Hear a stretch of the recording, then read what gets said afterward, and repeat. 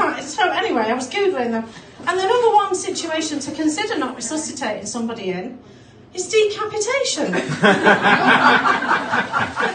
kind of worked that out, because otherwise it's just going to be a relay race, isn't it? Up and down the lounge. I went out to a gig the other night. I brought the t-shirt, been there, done that. That kind of sums me up, really. And it reminds me of times when I used to go out with my friends, and we used to have this kind of crowd control thing that we used to do. We had matching t-shirts. They all used to say, "I don't do mingers." On the basis, if you can't control yourself, at least control the crowd. So this is my Shaun Ryder Tour t-shirt, because I've been to see Happy Mondays in Cardiff the other week. Quite good.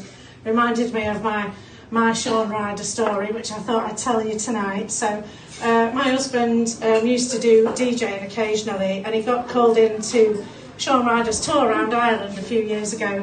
One of the DJs was sick, so we did that. Shaun wasn't the Shaun that you see on the Gogglebox now. Back in those days, he was slightly more three sheets to the wind than that.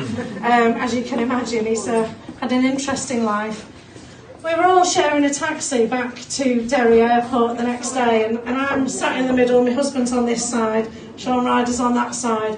Big sweaty mess in the corner, not very nice. I'm desperately like this, trying not to touch him. And I says to the guy, "Hey, mate, you can't get the Man City game on the radio, can you?"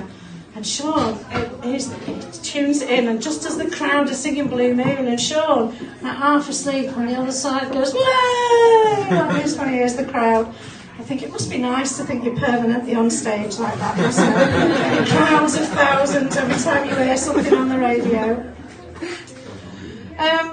So other things that I've done while I've been down in the southwest to try and sort of fit in a bit, been giving something back to the community. So I've been volunteering with the Guide Dogs. It's a charity that's really close to my heart. And I made some friends at work, and I came in on the Monday and they said, "So what have you been doing this weekend?" And I said, "Oh, I've been out guide dogging."